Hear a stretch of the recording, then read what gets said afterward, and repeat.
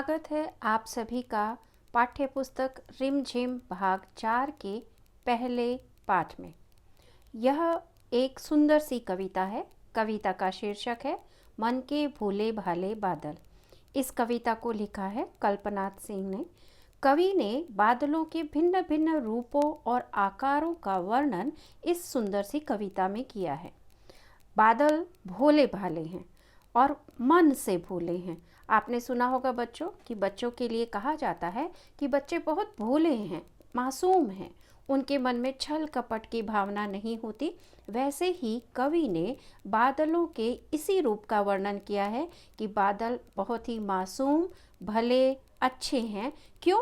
क्योंकि वे धरती की प्यास बुझाने के लिए आते हैं, अपने अंदर बहुत सारा पानी लाते हैं और सूखी धरती के ऊपर जल बरसाकर चले जाते हैं। आपने देखा होगा कि कुछ बादल सफ़ेद होते हैं, कुछ बादल काले होते हैं और आसमान में जब बादल आते हैं तो हवा के साथ तैरते रहते हैं। इन बादलों को देखना सभी को अच्छा लगता है। आइए मेरे साथ कविता की जानकारी लेते हैं कि कवि ने अपने किन विचारों से हमें अवगत कराया है और बादलों का क्या वर्णन किया है। झब्बर झब्बर बालों वाले, गुब्बारे से गालों वाले, लगे दौड़ने आसमान में, झूम झूम कर काले बादल। कवि की कल्पना के अनुसार बाल जो हैं वो बादलों के झब्बर झब्बर हैं। झब्बर झब्बर का अर्थ आप समझते हैं बच्चों?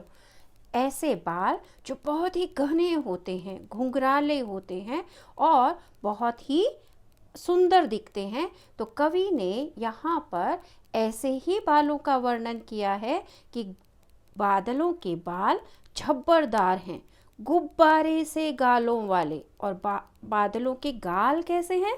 गुब्बारे जैसे, गुब्बारा फूला हुआ रहता है वैसे ही बादलों के गाल भी फूले हुए हैं।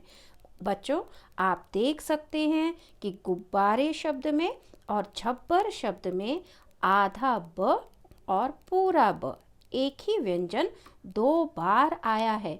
तो जब एक ही व्यंजन 2 बार आता है तो उसे द्वित्व व्यंजन कहते हैं, जिसकी जानकारी आपने छोटी कक्षा में प्राप्त की थी। तो बादलों के बाल कैसे हैं? गुब्बारे जैसे फूले हुए, लगे दौड़ने आसमान में, झूम झूम कर काले बादल। ये बादल आसमान में खुला मैदान पाकर दौड़ने लगते। आप बच्चे भी तो ऐसे ही करते हैं। आज जब आपको मैदान मिलता है, ग्राउंड मिलता है, तो आप भी तो दौड़ दौड़ कर खेलने लगते हैं। वैसे ही इन काले बादलों को भी खुला आसमान मिल गया और इस आसमान पर झूम झूम कर वो दौड़ लगाने लगे। इसमें आप देख सकते हैं कि झूम झूम शब्द 2 बार प्रयोग किया गया है। तो और झूम झूम के बीच में क्या लगा है? योजक चिन्ह लगा है। तो जब एक ही शब्द 2 बार लिखा जाता है तो उस शब्द के, उन दोनों शब्दों के बीच में योजक चिन्ह लगता है। ये ज्ञान आपको होगा।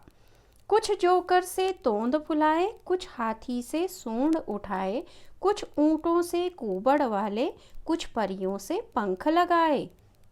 कवि ने अपनी कल्पना में इन बादलों का चित्रण किया है। पहली पंक्ति में उन्होंने कहा कि जोकर से तोंद फुलाए। तोंद का अर्थ होता है बड़ा पेट। तो बादलों का पेट कैसा है? मोटा बड़ा पेट है। जैसे सर्कस में जो जोकर होता है वो जोकर कैसे बड़ा बड़ा पेट बनाकर सबको हंसाता रहता है, वैसे ही इन बादलों का पेट फूला हुआ है। कुछ हाथी से सूंड उठाए। हाथी की जो सूंड होती है वो सूंड ऊंची करके हाथी चिंघाड़ता है। आपको इस चित्र में हाथी दिखाई दे रहा है? ये देखिए, पहले चित्र में आपने जोकर देखा, यहाँ दूसरे चित्र में आपको हाथी दिखाई दे रहा है। और ये हाथी ने क्या कर रखा है? इस हाथी ने अपनी सूंड को ऊपर उठा रखा है। तो कवि को बादल कैसे लग रहे हैं? एक चित्र में जोकर के समान, दूसरे चित्र में हाथी के समान, जिसने अपनी सूंड ऊपर उठा रखी है। कुछ ऊंटों से कुबड़ वाले। ऊंट आपने देखा होगा कि ऊंट की जो पीठ होती है उस पीठ पर कुबड़ निकला रहता है, जिसे हम्प भी कहा जाता है। तो जब ऊंट की सवारी करते हैं तो ऊंची ऊंट की पीठ पर बैठने में अलग ही आनंद आता है। तो कवि ने कहा है कि कुछ बादल ऐसे दिखाई दे रहे हैं जैसे ऊंटों का कुबड़ निकला रहता है। कुछ परियों से पंख फैलाए लगाए। परियां कैसी होती हैं? सुंदर पंखों वाली। तो यहाँ ऊपर, सबसे ऊपर आपको चित्र में परी के समान बादल दिखाई दे रहे हैं। तो इन परियों ने अपने पंख फैला रखे हैं। तो यहाँ पर कवि ने इस कविता में जोकर के समान, हाथी के समान, ऊंट के कुबड़ के समान और परियों के पंखों के समान बादलों की कल्पना की है। तो कवि को ये बादल बहुत ही सुंदर दिखाई दे रहे हैं। आपने इस काव्यांश में देखा होगा कि जोकर से, हाथी से, ऊंटों से, परियों से, इन शब्दों के बीच में योजक चिन्ह लगा है और से शब्द, से व्यंजन का प्रयोग हुआ है। तो जब हम किसी का कंपैरिजन करते हैं, तुलना करते हैं, तो वहाँ पर से का प्रयोग होता है और शब्द के बीच पीछे योजक चिन्ह लगाकर से लिखा जाता है। और यहाँ पर आप देख सकते हैं कि ड के नीचे नुक्ता लगा है। तो इसका उच्चारण कैसा होता है? ड़, सूंड, कुबड़। तो इनको आपको सही तरीके से पढ़ना है। आइए आगे हम पढ़ते हैं। आपस में टकराते रह रह शेरों से मतवाले बादल। मतवाला कौन होता है? जो मनमौजी होता है, अपनी ही मौज में रहता है। तो जंगल का राजा शेर अपनी ही मस्ती में चलता है। तो यहाँ पर कवि हमें यह बता रहे हैं कि बादल आपस में टकराते हैं और शेरों के समान मतवाले हैं। कुछ तो लगते हैं तूफानी, कुछ रह रह करते शैतानी, कुछ अपने थैलों से चुपके झरझर झर बरसाते पानी। यहाँ पर कवि हमें ये बताना चाह रहे हैं कि ये बादल जब आते हैं तो उनमें से कुछ बादल हमें तूफानी लगते हैं।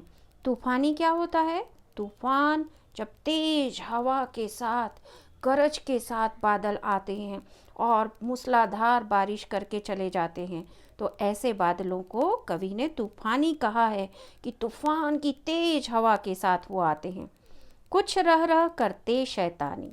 कुछ बादल कैसे हैं? शैतान, बच्चों के जैसे। जैसे बच्चों को शैतानी करना पसंद है, वैसे ही इन बादलों में से कुछ बादल रह रहकर शैतानी करते हैं, मस्ती में अपनी शैतानियाँ दिखाते हैं। कुछ अपने थैलों से चुपके झरझर बरसाते पानी। और कुछ बादल अपने अपने थैलों में से, कौन से थैले? जो वो पानी भर कर लाए हैं, चुपचाप पानी बरसाते हुए आगे बढ़ जाते हैं। तो यहाँ पर भी आप देख सकते हैं कि रह रह शब्द 2 बार आया है। झरझर शब्द का प्रयोग भी 3 बार हुआ है। तो एक समान शब्द जब आते हैं और उनका 2 बार या एक से अधिक बार प्रयोग होता है तो उनके बीच में योजक चिन्ह लगाया जाता है। नहीं किसी की सुनते कुछ भी, ढोलक ढोल बजाते बादल।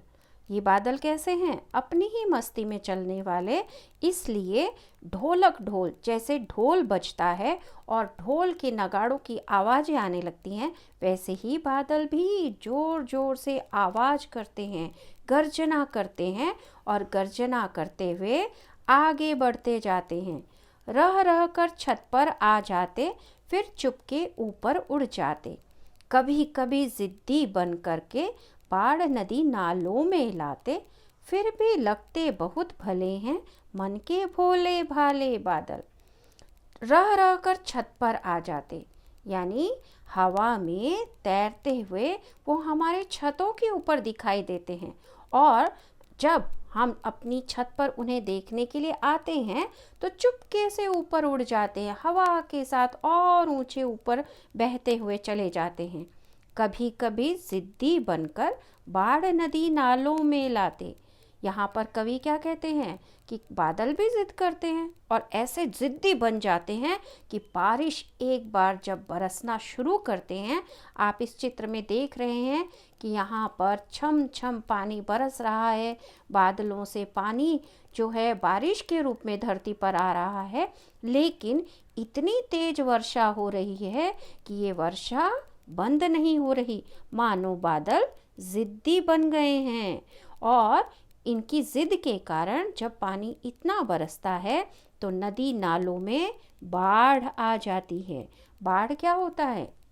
बाढ़ पानी भर जाना, नदी पूरी भरकर और ऊपर से बहने लग जाती है, गाँवों में पानी आ जाता है, घरों में पानी आ जाता है, उसे बाढ़ कहते हैं।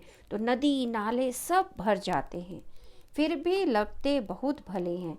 लेकिन ज़िद्दी बादल हुए तो क्या हुआ? पानी बहुत अधिक बरसाया तो क्या हुआ? फिर भी हमें तो बादल भले लगते हैं, क्योंकि बरसात में पानी भी तो बादल ही लाते हैं और जल हमारे लिए सबसे ज़रूरी होता है। जल के बिना जीवन नहीं है। तो मन के भोले भाले बादल, और ये बादल कैसे हैं? मन के बहुत ही भोले भाले हैं, बहुत ही निश्चल मन के हैं। और इस कविता के कवि हैं कल्पनाथ सिंह। आज की कक्षा में यहीं पर पाठ समाप्त होता है। अगले पाठ के साथ फिर मिलेंगे। धन्यवाद।